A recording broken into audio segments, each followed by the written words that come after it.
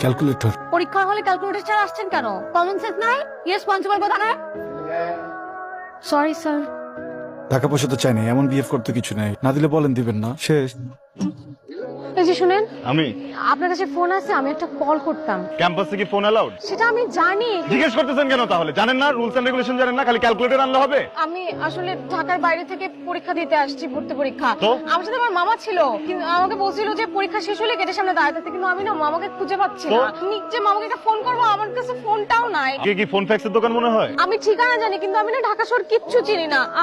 আপনি মামা না আসা পর্যন্ত আমার সাথে একটু অপেক্ষা করবেন প্লিজ। কেন দারোয়ান রাখছেন নাকি আপনার মামা আমাকে দারোয়ান রাখছে? দেখেন তো আমাকে কোনো অ্যাঙ্গেলে কি দারোয়ান মনে হয়? মানুষের সাথে ফার্স্ট ইমপ্রেশনে কোনো মিসবিহেভ করতে না, বুঝছেন? এখন ফার্স্টের না ক্যালকুলেটর আনতে পারে না খ্যাত। গ্রামে গ্রামে পরীক্ষা দিবেন, এখানে কেন পরীক্ষা দিতে আসেন আপনি? শহর না চিনলে একদম ন্যাকামো করবেন না আমার সামনে। কি ব্যাপার, আপনি কান্না করতেছেন কেন? দেখেন আমি আমি বলতেছি আপনি না কান্না করুন না প্লিজ। আমি এখন মাইর খাবো, পাবলিক ইউনিভার্সিটি না, মানুষ ভাবে আমি উল্টাপাল্টা কিছু করতেছি। আমার ভুল হয়ে গেছে, সরি। আপনি আসেন, আমি দাঁড়াবো আপনার জন্য। আসেন, আমি চকলেট খাবো আপনার, আসেন, চাও খাওয়াবো। প্লিজ একটু একটু চুপ থাকেন। হ্যাঁ,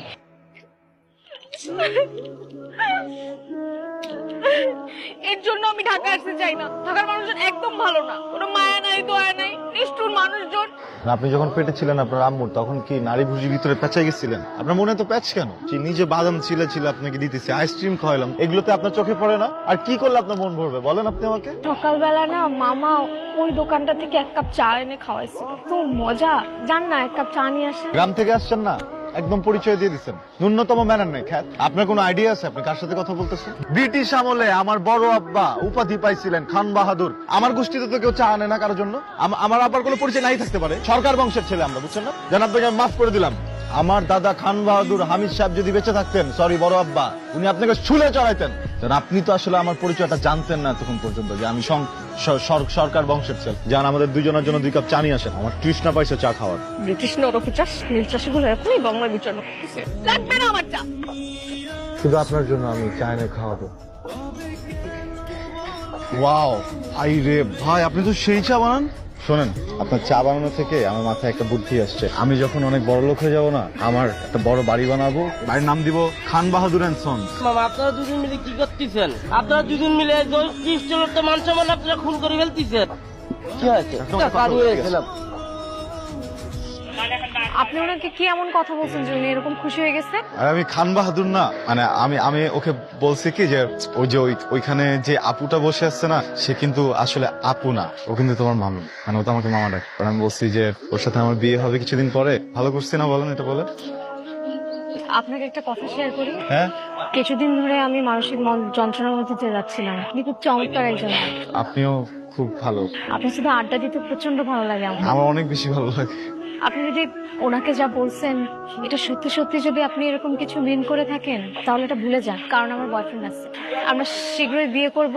আমার ইউনিভার্সিটিতে অ্যাডমিশন হওয়ার পরে আমরা বিয়ে করব। আরে আমার তো নিজেরও গার্লফ্রেন্ড আছে। আমার গার্লফ্রেন্ড অনেক সুন্দর, আমার কাছাকাছি লম্বা। আচ্ছা এই যে জারিনা আছে না, জারিনা বয়ফ্রেন্ড কি করে? কি বলিস? ওর তো কোনো বয়ফ্রেন্ড নেই। আপনি আমাকে মিথ্যা কথা বলছেন কেন? মিথ্যু। আমি ক্লাসে ছিলাম, ক্লাসের মাঝখান থেকে দৌড়ে এই পর্যন্ত আসলাম। আমার পা ভাঙে না দেখে কি আপনি কষ্ট পাইছেন? পাটা ভাঙলে আপনার জন্য ভালো লাগতো? শোনেন, আপনাকে একটা কথা বলি, আপনি আমাকে মিথ্যা বলে এই বুকের ভিতরে যে কষ্টটা দিচ্ছেন, সুস্মিতা আমাকে সবকিছু বলে দিচ্ছে। আমার তো আপনার জন্য অনেক মায়া কাজ করে। কালকে না বললেন আপনার গার্লফ্রেন্ড আছে, আর আজকেই বলতেছেন আমার জন্য মায়া হয়? ওইটা তো আমি মান সম্মান বাঁচানোর জন্য বলছি। শোনেন, মানে আমি কি একটা হ্যান্ডসাম ছেলে না? আমি যখন আপনাকে মনের কথা বলতে গেছি, আর আপনি যখন সাথে সাথে আমাকে বললেন যে আপনার বয়ফ্রেন্ড আছে, আমি কি করবো? আমি তখন টেনশনে পড়ে গেছি, আমার মন খারাপ হচ্ছে না? আপনার চোখে যে এটা শোনার পরে পানি টলটল করতেছিল, এটা আমি দেখে ফেলছি, বুঝছেন? এখন স্বীকার করেন যে এটা আপনার লাইফ, কিন্তু আপনাকে কিন্তু পছন্দ করার অধিকার আমার আছে। তেমনি আপনার যদি আমাকে পছন্দ না হয়, আমার প্রেম প্রত্যাখ্যান করার অধিকারও আপনার। আমি আপনার এই অধিকার কখনোই আটকাবো না।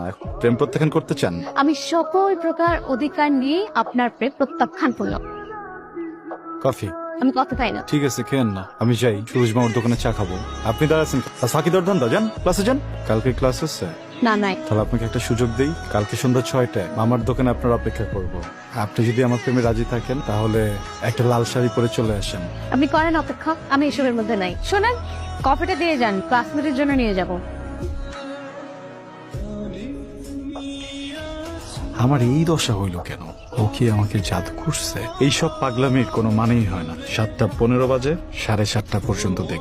এরপর যদি না আসে এখান থেকে তো যাবো এই মামার দোকানে আর কখনো আসবো না।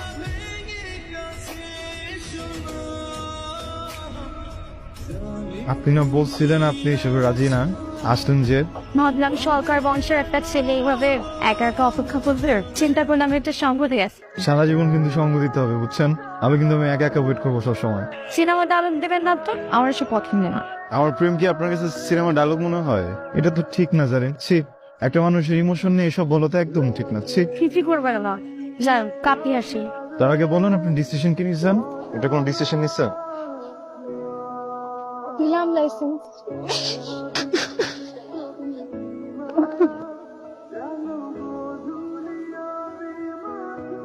শোনো, যে কদিন আমি ঢাকা থাকবো না সে কদিন কিন্তু রিক্সা অন্য কাউকে নিয়ে ঘুরবা না। এখানে যে খেয়াল রাখবো, ঠিক আছে? ঠিক হয়ে যাবে। আপনি আমার মায়ের মতো।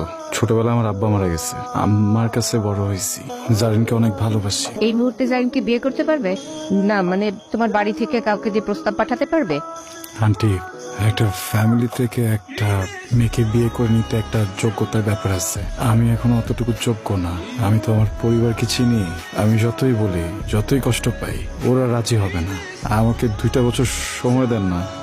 আমি যোগ্য হয়ে জারিনকে বিয়ে করব মা। তোমার কথা আমি বুঝতে পারছি। জারিনের বাবা অসুস্থ, সেটা নিশ্চয় জানো। উনি ভীষণ রকমের জেদি মানুষ। কিছুদিন আগে ব্যবসায় টাকা লস করে স্ট্রোক করেছিলেন। এখন যেখানে বিয়ে ঠিক হয়েছে সেটা ওনার বন্ধুর ছেলে। দেখো বাবা মহিব, তুমি চাইলে জারিনকে নিয়ে পালিয়ে যেতে পারো। তোমরা এখন বড় হয়েছো, সিদ্ধান্ত তোমাদের। জারিন এমন কাজ করলে ওর বাবা বাঁচবে না, আর যদি বেঁচেও যায় তাহলে সারা জীবন জারিনের সাথে কথা বলবে না। আমি তো ওনাকে ভালো করে চিনি। একজন বাবার কাছ থেকে তার মেয়েকে কেড়ে নেবে?